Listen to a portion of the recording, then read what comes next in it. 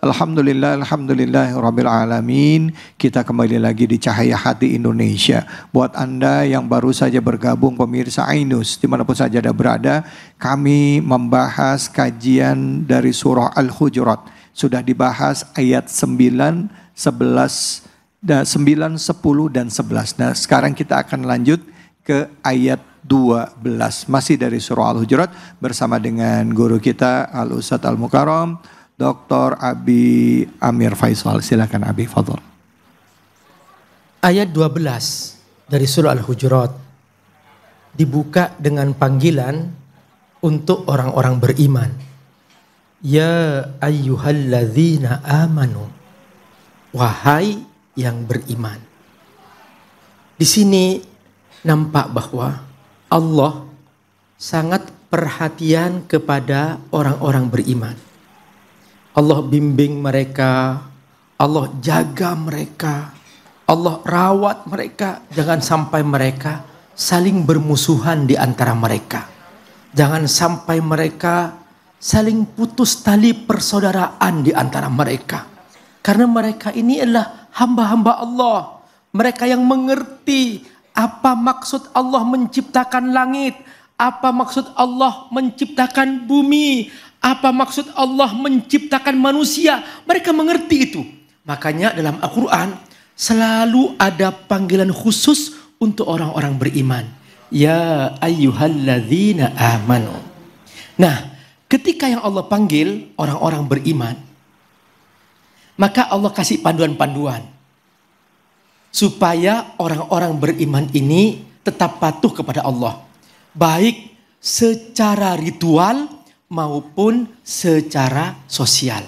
Nah, untuk kali ini karena surah Al-Hujurat sebagai surah yang secara khusus hanya membahas tentang adab, akhlak dan sebagainya, termasuk akhlak sosial, maka kita diajarkan oleh Allah bagaimana cara berakhlak sosial supaya hamba-hamba Allah tetap bersaudara seiman, bersaudara senasab, bersaudara sebangsa, bersaudara setanah air, bersaudara secara kemanusiaan di muka bumi. Bahwa persaudaraan ini begitu luas karena semua makhluk Allah Subhanahu wa ta'ala. Nah, selama mereka tidak memusuhi, tidak menyerang, tidak membunuh, maka kita tetap berdamai. Tapi kalau mereka sudah mulai menyerang, seperti di Gaza misalnya, sudah mengusir, nah di situ kata Allah, kamu jangan diam, lawan. Karena apa? Karena mereka sudah melakukan kezaliman. Nah, dalam konteks seperti ini, supaya kedamaian di muka bumi tetap ada, kitalah semua yang membawa risalah ini. Allah memberikan 3 cara supaya persaudaraan tetap terjaga. Berbeda sih boleh. Ya Bu ya? Coba di antara ibu ada yang sama nggak mukanya? Enggak. Kok bisa ya Bu ya? Masya Allah, itulah kekuasaan Allah. Nah, ada yang sama nggak sifatnya? Enggak. Berbeda. Nah, sekarang kata Allah, supaya kamu tetap berdamai dalam perbedaan, tapi tetap bersaudara dalam perbedaan, ini caranya. Pertama, kata Allah, jangan prasangka buruk. Ijtanibu katsiran minadh-dhon. Adh-dhon artinya prasangka buruk. Inna ba'dadh-dhonni itsm wala tajassasu. Nah, perhatikan kata Allah, jadi adh-dhon di sini prasangka secara umum.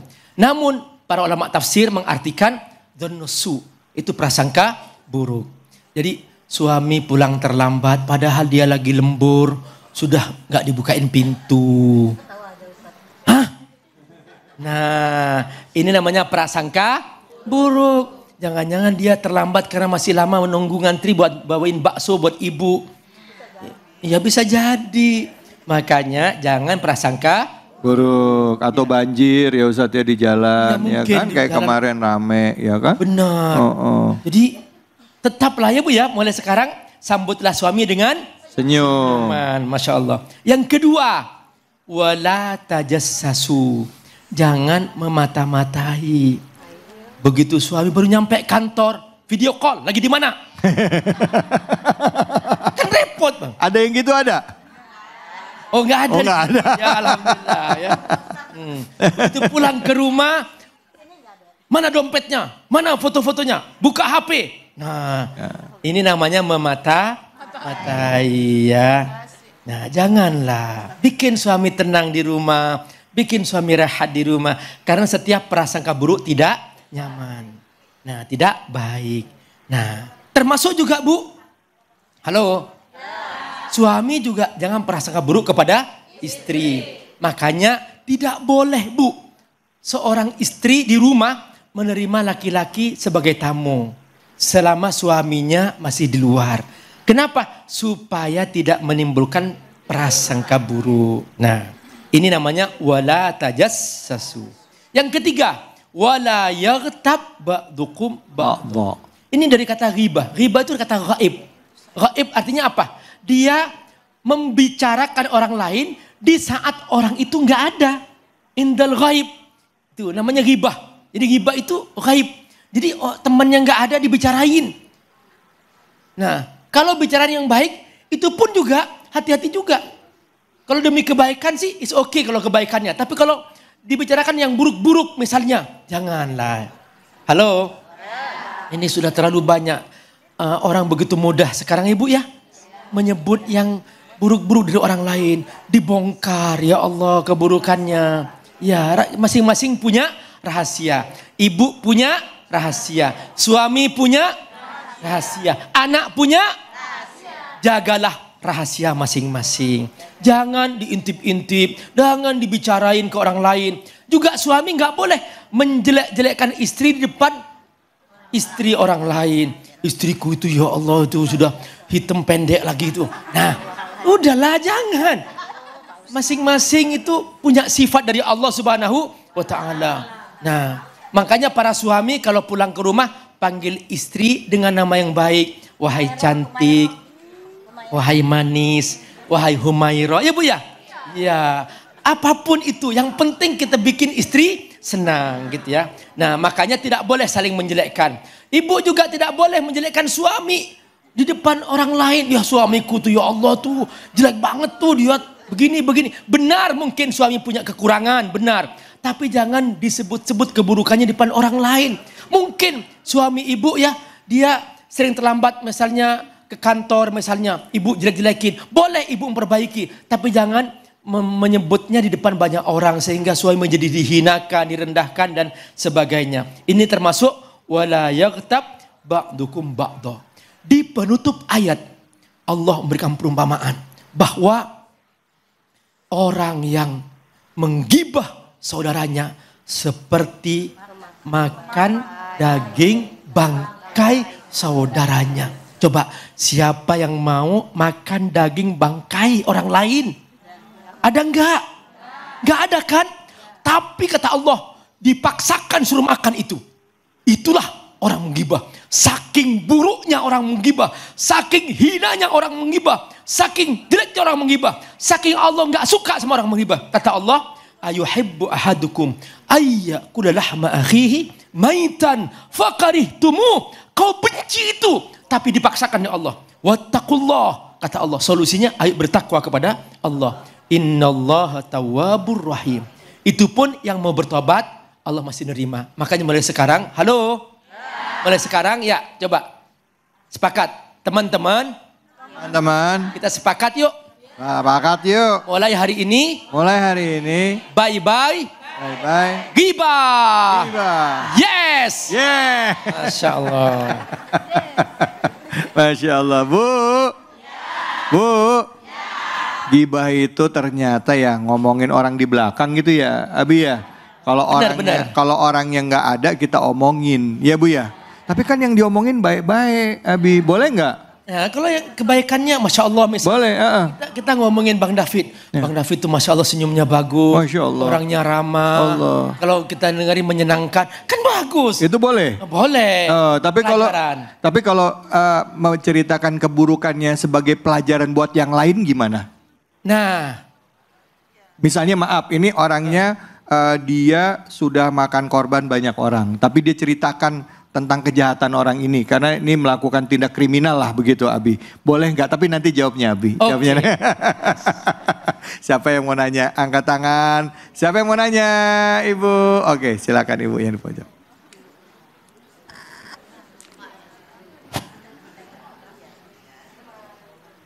Izin bertanya Ustadz? Ya silakan Ibu. Assalamualaikum warahmatullahi wabarakatuh. Waalaikumsalam warahmatullahi wabarakatuh. Pertanyaannya berkenaan dengan yang barusan disampaikan, yaitu lupa, maaf. Nama. Nama saya Irwana dari Majelis Taklim Khairun Nisa. Ibu Irwana. Irwana, silakan Bu Irwana. Berkenaan dengan yang baru disampaikan, zon nusu dan wala tajassasu, ini berada di tengah keluarga kita sering terjadi. Bagaimana bagi seorang istri yang menemukan, sekarang kan zamannya media sosial ya Pak, suaminya sering main HP, lebih banyak main HP timbang lihat istrinya gitu. Akhirnya kadangkala menimbulkan rasa yang tidak nyaman bagi seorang istri. Iya. Diam-diam, kadang-kadang tanpa sepengetahuan, jadi lihat HP-nya, pengen tahu. Oh, Ustadz. Oh gitu. Ya. Apakah ini termasuk dalam Al-Quran yang disebut tajassus atau tajassasu tadi? Oh. Walaupun kadang-kadang kan istri mau lihat HP itu nggak selalu niatnya jelek. Iya. Ya kan Pak? Kadang-kadang untuk mencegah hal-hal yang tidak diinginkan ya Ustadz ya. Apalagi zaman sekarang kan kenyataan itu banyak benar terjadi. Nah mudah-mudahan saya penjelasannya. Baik, Bu. Terima kasih. Assalamualaikum warahmatullahi wabarakatuh. Waalaikumsalam warahmatullahi wabarakatuh. Ngeri Ibu ngomongnya, iya kan Sat? Iya kan Sat? Ya, Ustaz langsung, nggak tahu. Silakan Nabi. Saya ibunya ngomong gitu, nggak tahu Bu, bukan saya. Bukan saya. Silakan Nabi. Jadi al-aslu fil hayah al-ukhuwah. Pada dasarnya dalam kehidupan itu kita bersaudara.